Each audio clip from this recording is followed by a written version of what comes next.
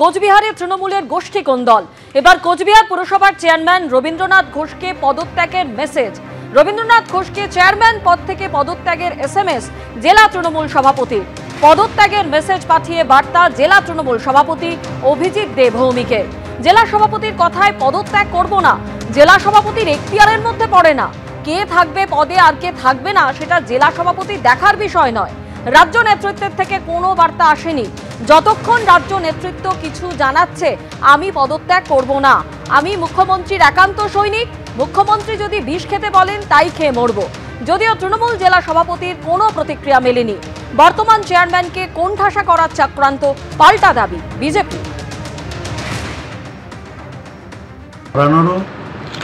নির্দেশ দিতে পারেন মুখ্যমন্ত্রী। রাজ্য নেতৃত্ব অথবা মুখ্যমন্ত্রীর কাছ থেকে কোনো বার্তা আসেনি। জেলা সভাপতি একটা মেসেজ আমাকে করেছে, কালকে ওই মেসেজটাই আবার টাইপ করে আমাকে দিয়েছে। আমি 22 বছর সভাপতি ছিলাম কোচবিহার জেলায়। আমি কিছু আইন কানুন জানি, সাংগঠনিক আইন কানুন। জেলা সভাপতির এখতিয়ারের মধ্যে এটা পড়ে না। এটা রাজ্য নেতৃত্ব নির্দেশ দিবে, সাথে সাথে নির্দেশ পালিত হবে। আর যদি মুখ্যমন্ত্রী যদি আমাকে একটা ফোনও বলে দেয় বা একটা মেসেজ দিয়েও বলে দেয়, আমি সাথে সাথে সেটা কার্যকর করব। কিন্তু যতক্ষণ রাজ্য নেতৃত্ব কোনো নির্দেশ না দিচ্ছে ততক্ষণ তো আমি দায়িত্ব জ্ঞানহীনের মতো কাজ করতে পারি না। জেলা সভাপতির এখতিয়ারের মধ্যে এটা পড়ে না। জেলা সভাপতি রাজ্য নেতৃত্বের নির্দেশ চিঠি আকারে যেটা আসবে বা মেল আকারে আসবে সেটা আমাদের ধরিয়ে দিতে পারে, কিন্তু তিনি কোনো নির্দেশ দিতে পারেন না। আমি মমতা ব্যানার্জির একান্ত অনুগত সৈনিক। অনেক লড়াই করে মমতা ব্যানার্জির নির্দেশে দলটা তৈরি করেছিল আমরা কিছু লোক কোচবিহারে। মমতা ব্যানার্জি যদি আজকে বলে যে বিষ খেয়ে মরতে হবে, আমি তাই মরব। যদি বলে যে ওই কলকাতায় এসে মানে ওই ফারাক্কা ব্রিজের উপর থেকে, হাওড়া ব্রিজের উপর থেকে ঝাঁপ দিয়ে মরতে হবে, তাই মরব। আমি এতটা ডেডিকেটেড ওনার প্রতি। হঠাৎ করে তাকে পদত্যাগ করতে বলার পিছনে কারণটা কি? রাজ্য নেতৃত্ব তাকে পদত্যাগ যদি করতে বলে তাহলে একটা আলাদা ব্যাপার। তা আমরা জানি সবাই কোচবিহারবাসী যে ওখানে গোষ্ঠী দ্বন্দ্ব একটা প্রকট আকার ধারণ করেছে। বর্তমান তৃণমূল কংগ্রেসের জেলা সভাপতি অনুগামী ভার্সেস হচ্ছে বর্তমান চেয়ারম্যান রবীন্দ্রনাথ ঘোষের অনুগামীদের মধ্যে একটা দ্বন্দ্ব চলছে।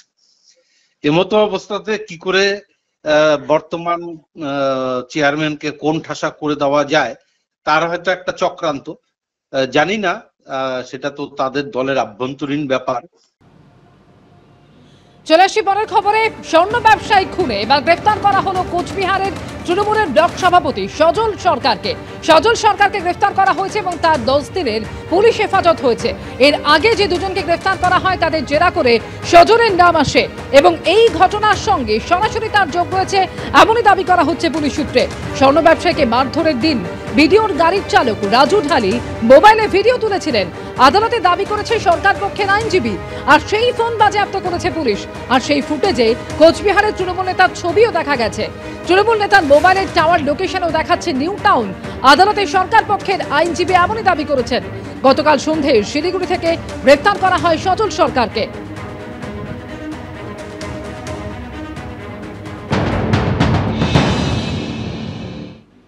তত্ত্বাবধানে স্বর্ণ ব্যবসায়ী খুনের ঘটনায় কোচবিহারের দাপুটে তৃণমূল নেতা সজল সরকারকে গ্রেফতার করল বিধাননগর কমিশনারেট। গতকাল সন্ধ্যাবেলা শিলিগুড়ি থেকে তাকে গ্রেফতার করা হয়। আজকে দুপুরে তাকে বিধাননগর আদালতে তোলা হয়। সরকার পক্ষের আইনজীবী তিনি পরিষ্কারভাবে দাবি করেন যে এই খুনের ঘটনায় ইতিমধ্যেই গ্রেফতার হওয়া রাজু ঢালি, যিনি বিডিওর গাড়ির চালক, তার মোবাইল ফোন বিধাননগর কমিশনারেটের গোয়েন্দারা সিজ করেছেন এবং সেই মোবাইল ফোনে নির্যাতনের ভিডিও পাওয়া গেছে। অর্থাৎ স্বর্ণ ব্যবসায়ীকে মারধর করার সময় ভিডিও তুলেছিলেন রাজু ঢালি সেই ভিডিও পুলিশ আধিকারিকরা উদ্ধার করেছেন এবং সেই ভিডিওতে দেখতে পাওয়া যাচ্ছে কোচবিহারের দাপুটে তৃণমূল নেতা সজল সরকার তিনি কিন্তু প্লেস অফ অকারেন্স বা ঘটনাস্থলে উপস্থিত রয়েছেন। এর পাশাপাশি মোবাইলের টাওয়ার লোকেশন সেটাও কিন্তু সজল সরকারের ঘটনার সময় উত্তরবঙ্গে দেখাচ্ছে না, তিনি দক্ষিণবঙ্গে নিউ টাউনে ছিলেন। এই সমস্ত তথ্য প্রমাণ তার এগেনস্টে গেছে। পুলিশের তরফ থেকে আরও যেটা দাবি করা হয় যে খুনের পর যে গাড়িতে করে দেহ ডিসপোজ করা হয়েছিল, লোপাট করা হয়েছিল, সেই গাড়ি তারা উদ্ধার করতে চান, সিজ করতে চান। ফলত ফুল টার্ম পুলিশ কাস্টাডির জন্য তারা আবেদন জানান। দুপক্ষের বক্তব্য শুনে বিধাননগর আদালতের অ্যাডিশনাল চিফ জুডিশিয়াল ম্যাজিস্ট্রেট 10 দিনের পুলিশ হেফাজতের নির্দেশ দিয়েছেন এবং এই 10 দিন এই অভিযুক্তদের জিজ্ঞাসাবাদ করে এই খুনের ঘটনায় বাকি যারা অভিযুক্ত রয়েছে তাদের খোঁজে পুলিশ আধিকারিকরা তল্লাশি করবেন। ক্যামেরায় প্রবীর সামন্তের সঙ্গে রঞ্জিত সাউ, ময়ূক ঠাকুর চক্রবর্তী, এবিপি আনন্দ, কলকাতা। এই ঘটনার নাম জড়িয়েছে বিডিও প্রশান্ত বর্মনের, যদিও তিনি ষড়যন্ত্রের কথা বলছেন।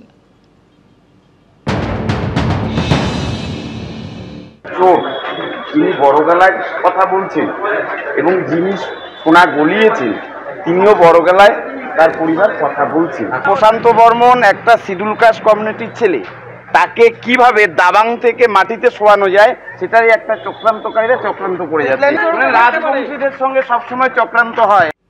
একদিকে দিল্লি বিস্ফোরণ কাণ্ড এবং সেখানে জঙ্গি যোগ ইতিমধ্যেই সামনে এসেছে, আর এরই মধ্যে পশ্চিমবঙ্গ সহ 5টি রাজ্যে এনআইএর ম্যারাথন তল্লাশি চলছে। ইতিমধ্যেই বাজেয়াপ্ত করা হয়েছে প্রচুর নথি এবং বৈদ্যুতিন তথ্য প্রমাণ। বাংলাদেশ থেকে একের পর এক জঙ্গির অনুপ্রবেশ হয়েছে বলেও ধারণা করছেন তদন্তকারীরা। সরাসরি কথা বলবো, আবির দত্ত এই মুহূর্তে রয়েছেন আমাদের সঙ্গে। আবির, জঙ্গি যোগ এবং বিশেষ করে বাংলাদেশ থেকে অনুপ্রবেশকারীরা যারা এ রাজ্যে আসছে, অন্যান্য রাজ্যে ছড়িয়ে পড়ছে, তারা কিভাবে জঙ্গি কার্যকলাপ চালাচ্ছে সেই তথ্য প্রমাণ ইতিমধ্যে এনআইএর হাতে। 5 রাজ্যে একযোগে তল্লাশি চলছে। এখনো পর্যন্ত কি কি তথ্য উদ্ধার হয়েছে? দেখো, একেবারেই গতকাল এই যে তল্লাশি অভিযান চালানো হয়েছিল 5টি রাজ্যে, তার মধ্যে পশ্চিমবঙ্গ যেমন রয়েছে, তার সাথে সাথে চিকেন নেকের আশেপাশে এই যে 7 সিস্টার্স অর্থাৎ ভারতবর্ষের যে 7টি রাজ্য রয়েছে ঠিক চিকেন নেকের আশেপাশে, তার মধ্যে আমরা জানি যে মিজোরাম এবং তার সাথে সাথে ত্রিপুরা, সেইখানেও কিন্তু এই তল্লাশি অভিযান হয়েছে। তার সাথে আমরা জানি যে হরিয়ানা এবং গুজরাটেও এই তল্লাশি চালানো হয়েছে। 2023 সালে যে তদন্ত শুরু করেছিল গুজরাট এটিএস, সেখানে 4 জনকে গ্রেপ্তার করা হয়েছিল এবং এই যে 4 জন তারা বাংলাদেশি অনুপ্রবেশকারী। অনুপ্রবেশ করা হয়েছে যারা যারা করেছে তাদের মধ্যে একটা অংশ যারা সক্রিয়ভাবে আল কায়দার সঙ্গে জড়িত, এমনটাই মনে করছে জাতীয় তদন্তকারী সংস্থার আধিকারিকেরা। এবং তাদের ভুয়ো আধার কার্ড, ভুয়ো ভোটার কার্ড তৈরি করে পরিচয় গোপন করেই তারা এই কার্যকলাপ চালিয়ে যাচ্ছে। এবং গতকাল যে টানা তল্লাশি অভিযান ম্যারাথন চালানো হয়েছিল, তারপর বেশ কিছু গুরুত্বপূর্ণ কাগজ এবং ডিজিটাল এভিডেন্স পাওয়া গিয়েছে। মূলত তারা যারা জানতে পারছেন যে এজেন্টের মাধ্যমে এই নথিগুলো তারা তৈরি করত। এবং তার সাথে সাথে আমরা জানি যে পশ্চিমবঙ্গের উত্তরবঙ্গের মাটিগাড়া, এছাড়াও নবগ্রাম, মুর্শিদাবাদের, সেখানেও গিয়েছিল এনআইএ আহমেদাবাদের টিম এবং তাদের তরফ থেকে বিভিন্ন জায়গায় অনুসন্ধানের প্রক্রিয়া এখনও চলছে। তোমায় জানিয়ে রাখি যে এই যে পুরো বিষয়টি যখন তদন্তকারীরা প্রথম জানতে পারেন, অর্থাৎ গুজরাট এটিএস থেকে এনআইএ যখন তদন্তভার হাতে নেয়, তখন এই ধৃত 4 জনের মধ্যে একজনের কাছ থেকে একটি নোটবুক পাওয়া যায় যেখানে এন্ড অফ ইন্ডিয়া লেখা। এবং তারপরেও গুরুত্বপূর্ণ বেশ কিছু তথ্য ওখানে এমন পাওয়া গিয়েছে যার থেকে নিশ্চিত তদন্তকারীরা যে দেশের বিরুদ্ধে এক প্রকার জেহাদ ঘোষণা করেছে তারা। তাই এর পেছনে আর কারা কারা রয়েছে, কারা কারা অনুপ্রবেশকারী হিসেবে প্রবেশ করে তারপরে জঙ্গি কার্যকলাপে লিপ্ত, জানতে চায় এনআইএ। ধন্যবাদ আবির।